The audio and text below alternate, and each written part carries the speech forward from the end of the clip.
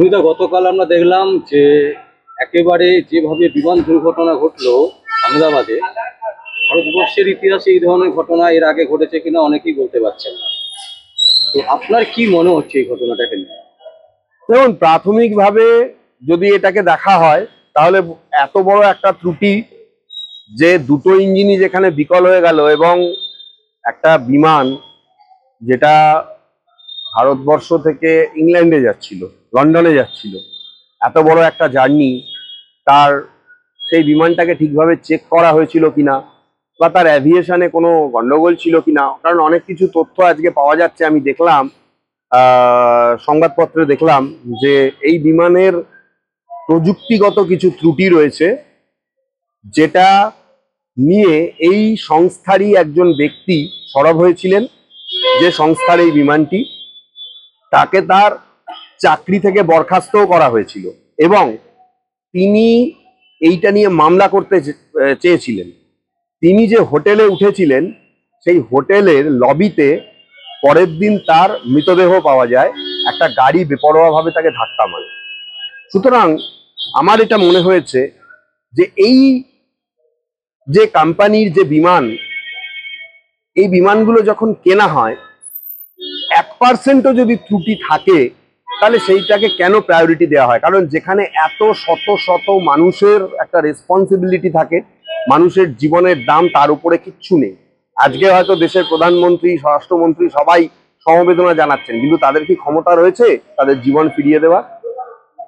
আর এটাও আমার মনে হয় যে এর মধ্যে কোনো সাবোটাজের ঘটনা যদি হয়, সেটাও স্বরাষ্ট্র মন্ত্রক খুঁজে বার করুক।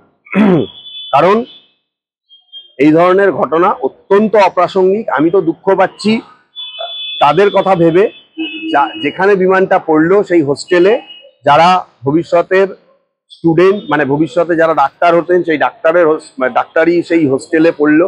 তারা তখন খাচ্ছিলেন ক্যান্টিনে, সেখান থেকে কিছু মানে ডাক্তার ছেলে মেয়ে তারা মারা গেলেন।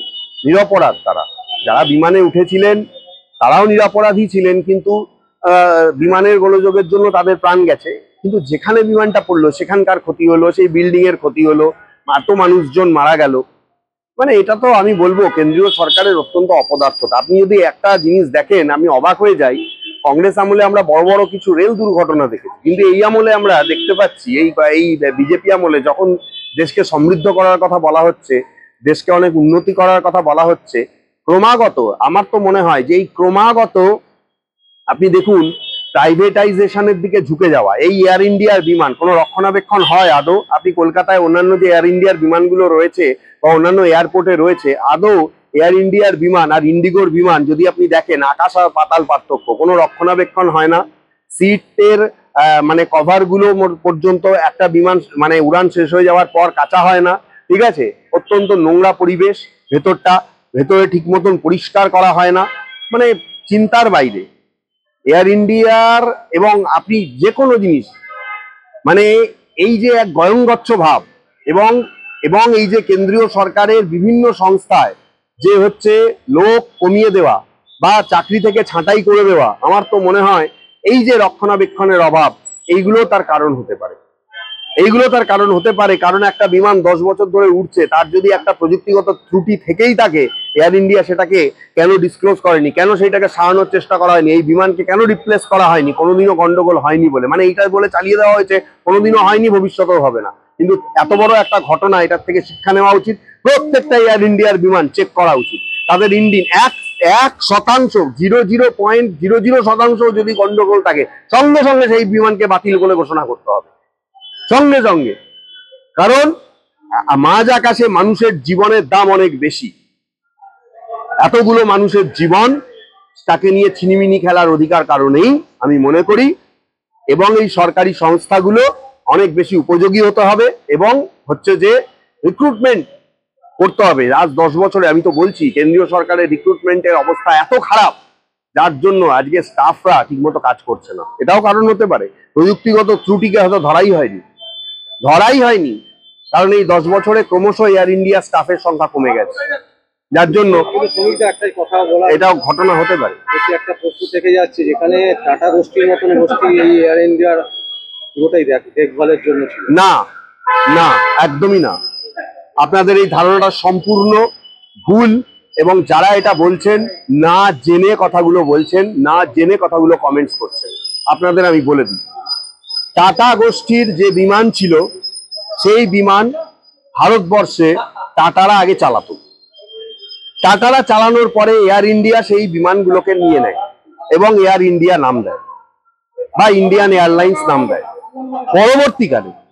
পরবর্তীকালে রিসেন্টলি আমরা দেখেছি আবার এয়ার ইন্ডিয়া বলে টাটার সঙ্গে হয় কোলাবোরেশনে, আর না হলে টাটাকে আবার ফিরিয়ে দেওয়া হবে, এয়ার ইন্ডিয়া নতুন বিমান চালাবে। কিন্তু আমরা দেখতে পাইনি এই কোলাবোরেশনটা already in work. Air India তাদের নিজের নামেই চালাতো, টাটার হাতে 100% হ্যান্ডওভার করা হয়নি। আমি বলবো টাটার হাতে যদি হ্যান্ডওভার করা হতো এরকম ত্রুটিযুক্ত বিমান আকাশে চলতো না। যারা এগুলো বলছেন আমি বলবো এগ্রিমেন্ট এবং রিসেন্ট এই বিষয়টা নিয়ে এয়ার ইন্ডিয়া এবং টাটার মধ্যে সেই চুক্তি আদৌ বলবৎ হয়েছে কিনা। চুক্তি হয়তো হয়েছে, কিন্তু কবে থেকে বলবৎ হয়েছে, চুক্তিটা কবে থেকে এফেক্টিভ হয়েছে সেইটা দেখে নিন, দেখে নিয়ে আপনারা কমেন্টস করুন। এইটুকু আমি বলবো, এটা সম্পূর্ণরূপে কেন্দ্রীয় সরকারের ব্যর্থতা, এয়ার ইন্ডিয়ার ব্যর্থতা। আমার ধারণা টাটার সঙ্গে এখন লোকে এটাকে গুলিয়ে দিতে চাইছে। টাটার সঙ্গে চুক্তি হয়েছে, টাটা ফেরত পাবে বা টাটা দেখাশোনা করবে, টাটা এয়ার ইন্ডিয়া একসাথে চালাবে। কিন্তু সেই টাটা এয়ার ইন্ডিয়া একসাথে চালাবে এটা হয়তো লেখা আছে কাগজে কলমে, কিন্তু টাটা এখনো পর্যন্ত ফিজিক্যালি কিন্তু বিমান সংস্থার মধ্যে নেই, এখনো পর্যন্ত নেই। as per my knowledge চুক্তি হয়েছে, এখনো পর্যন্ত বলবৎ হয়নি, যার জন্য টাটাকে যে দোষ দেওয়া হচ্ছে আমার ধারণা আপনারা ভালোভাবে খতিয়ে দেখুন, টাটা এর মধ্যে কোনো দোষ নেই। এটা শোনা যাচ্ছে যে কোনো একটা জঙ্গি গোষ্ঠী এই দুর্ঘটনার সাথে যুক্ত। না, হতে পারে, কিন্তু দেখতে হবে কিভাবে হয়েছে, সেই জঙ্গি গোষ্ঠীটা আদৌ কতটা এফেক্টিভ। তাহলে তো বলতে হবে যে অপারেশন সিঁদুর নিয়ে মেতেছিলাম আমরা, অথচ তারা অনেক মানে কি বলবো, অনেক মানুষের জীবনটাই কেড়ে নিল, অনেক মানুষের জীবন থেকে তো সিঁদুর কেড়ে নিয়েছিল ওই কিছু জঙ্গিরা, তারপরে অপারেশন সিঁদুর নাম দিয়ে হয়েছিল। কিন্তু এখন কি বলা যাবে, হতেই পারে যে পাখিগুলো ঢুকে গেছিল সেগুলো হয়তো কোনো পাখি ছিল না, সেগুলো হয়তো কোনো রাসায়নিক ক্ষেপণাস্ত্র ছিল, সেগুলো আমরা বুঝতেই পারিনি, আমরা জানতেই পারিনি, হয়তো এরকম কোনো ক্ষেপণাস্ত্র ব্যবহার করা হয়েছে। ভারত সরকার কি করছে আমি তো বলছি ভারত সরকারের এটা মানে অনেক বড় ব্যর্থতা, শুধুমাত্র এভিয়েশনের ব্যর্থতা নয়। যদি এরকম কোনো ঘটনা হয়ে থাকে আমি বলবো অপারেশন সিঁদুর নিয়ে যারা মেতে রয়েছেন তারা এটা বুঝতেই পারেননি যে এরকমও কোনো ঘটনা হতে পারে।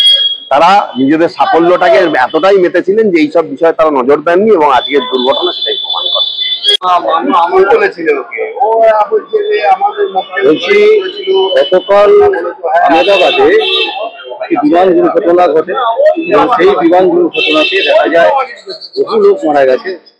252 জন সব মিলিয়ে ছিল বিমানের ভেতরে, তার মধ্যে একজন বেঁচেছে, সবাই মারা গেছে। এই বিষয়টা আপনি কিভাবে দেখছেন, মানে আপনার একজন আইনজীবী, তো আপনার কি কি জিনিস প্রশ্ন মনে রাখছে? দেখুন, এটা একটা খুবই আনফর্চুনেট ইনসিডেন্ট, যেখানে বিমানে যত যাত্রী ছিল তার মধ্যে মাত্র একজন বেঁচেছে, সমস্ত যাত্রীরা মারা গেছে। এর থেকে দুঃখের বিষয় আর কি হতে পারে। কিন্তু এই বিমান দুর্ঘটনা গভীর রকমের প্রশ্ন তৈরি করছে, প্রশ্ন তুলছে যে বিমান যাত্রীদের সুরক্ষা নিয়ে যেভাবে সমস্ত কিছু এখন আমরা এত কিছু পরিকাঠামো আমাদের রয়েছে, এয়ারপোর্ট অথরিটি রয়েছে, চেকিং, হাজার রকমের নানান রকম চেকিং চলে। স্পেশালি যখন এয়ার ইন্ডিয়া অ্যাক্সিডেন্ট হয়েছে, এই দুর্ঘটনা নিয়ে গভীর প্রশ্ন উঠছে অথরিটির উপরে যে কিভাবে আমরা বিমান যাত্রী সুরক্ষা নিয়ে আমরা সচেত রয়েছি। ডিপার্টমেন্ট, গভর্নমেন্ট, এন্টায়ার বডি যারাই এই ডিপার্টমেন্ট এর সাথে রিলেটেড, যে যার হাতে এখন আমরা টাটা যে সংগঠনটা চালাচ্ছে এখন এয়ার ইন্ডিয়াকে, তাদের উপরে একটা গভীর প্রশ্ন উঠছে যে আমরা বিমান যাত্রী সুরক্ষা নিয়ে কিভাবে পদক্ষেপ নিচ্ছি, টেকনিক্যাল কি ফল্ট রইলো, এটা তো একটা ইন্সপেকশনের বিষয় রয়েছে। আমি আশা করছি কেন্দ্র সরকারকে এর কাছে আমার আহ্বান রয়েছে যে স্পেশাল ইনভেস্টিগেশন টিম অ্যাপয়েন্ট করে সমস্ত রকমের যা যা ঘাটতি ছিল সেগুলোকে বার করে যাতে ফিউচারে পরবর্তীকালে এরকম কোনো দুর্ঘটনা যাতে না ঘটে আমাদের দেশে। কারণ মানুষ তো ভয় পাবে, আমার তো নিজে ভয়, আমি কোনোদিন ফ্লাইটে হয়তো উঠতে ভয় পাবো এখন যেভাবে দুর্ঘটনা শোনা যাচ্ছে। আর এইভাবে মানে একটা ফ্লাইট সবে টেক অফ করছে, আমার মনে হয় 1 কিলোমিটারও মানে দূরত্ব সে করেনি, আর তারপরে এই দুর্ঘটনা মানে একটা এমন প্রশ্ন তৈরি করছে, নানান রকম প্রশ্ন। এটা একটা ইনভেস্টিগেশনের ম্যাটার। আমি আশা করব যে সরকার এটাকে খুবই গভীরভাবে, খুব ইম্পর্টেন্স দিয়ে এটাকে ইনভেস্টিগেশন করবে আর ফাইন্ড আউট করার চেষ্টা করবে যে কি কি ঘাটতি রইলো আমাদের তরফ থেকে, এয়ারপোর্ট অথরিটির তরফ থেকে, সরকারের কি কি করণীয় সেই দায়িত্ব পালন করার দরকার আছে। কারণ এইভাবে মানুষের প্রাণ হারানো একটা বিরাট চিন্তার বিষয় আমাদের দেশে যেটা দাঁড়াচ্ছে। আমি তো মনে করি এখন আমাদের দেশের মানুষ কিন্তু এই বিমান যাত্রা করা খুব একটা মানে খুব যদি প্রয়োজন না থাকে হয়তো চাইবে না করার, আমি এটাই বলবো। বলছি দাদা, গতকাল আমরা যেটা দেখলাম আহমেদাবাদে বিমান দুর্ঘটনাতে প্রায় 252 জন লোক ছিল, তার মধ্যে 251 জন লোক মারা গেছে এবং একজন শুধু প্রাণে বেঁচেছে, তবুও তার অবস্থা খুবই খারাপ। এই পরিস্থিতি তো কোন জায়গায়, মানে আপনার কি মনে হচ্ছে, একজন কলকাতা হাইকোর্টে আপনি বহুদিন ধরে আসেন এবং এখানে নানান রকমের কাজকর্ম করেন, ঠিক আছে, ক্লারিক্যাল জব আপনি রেগুলার বেসিস করছেন, আপনার কি মনে হয় এই ঘটনার পেছনে কোনো কি মনে হচ্ছে? দেখুন, এটা খুবই মর্মান্তিক এবং দুঃখজনক ঘটনা। এটা এয়ার ইন্ডিয়ারও একটা ব্যর্থতার কারণ। কারণ এতগুলো প্যাসেঞ্জার নিয়ে প্লেনটা আকাশে উড়ছে, সেটার আগে কত ভালোভাবে ওটাকে চেক করা উচিত। হ্যাঁ, সেগুলো হয়তো কিরম ভাবে ঠিক করেছে জানি না, তবে এই মুহূর্তে বলা যাবে না যেটা কিভাবে হয়েছে। তদন্ত সাপেক্ষ, তদন্ত হচ্ছে, কিন্তু এটা খুবই দুঃখজনক ঘটনা। বলছি আপনার মানে যা বয়স, এই বয়সকালে এই ধরনের দুর্ঘটনা হ্যাঁ, ভারতবর্ষে কি ঘটেছে? না, এরকম ধরনের দুর্ঘটনা ভারতবর্ষে আমার তো মনে পড়ছে না আমার লাইফে। এটা তাহলে আপনি কি বলতে চাইছেন যে এয়ার ইন্ডিয়ার গাফিলতি? এই মধ্যে কি কোনো এরকম কিছু হতে পারে যে কোনো জঙ্গি গোষ্ঠী এর সাথে যুক্ত আছে? না, এটাও উড়িয়ে দেওয়া যাবে না, কারণ অন্তর্ঘাতের ব্যাপারও থেকে থাকতে পারে। যে পাকিস্তান যেভাবে আমাদের ভারতবর্ষের পেছনে ক্ষতি করবার জন্য উঠে পড়ে লেগেছে, সেটা করতে পারে। এটাও একদম উড়িয়ে দেওয়া যাবে না যে অন্তর্ঘাত নেই বলে। আবার নাও থাকতে পারে, এটা হয়তো কোনো গাফিলতি, প্লেনে মানে চেকিং এর কোনো ত্রুটি থাকার জন্য হতে পারে, বা আকাশে হয়তো কোনো ওই প্লেন ওড়াকালীন চলাকালীন পাখিও ঢুকে যেতে পারে। পাখি ঢুকলেও এরকম হতে পারে, পাখা যদি আটকে যায় তখনও এই জিনিসটা হতে পারে।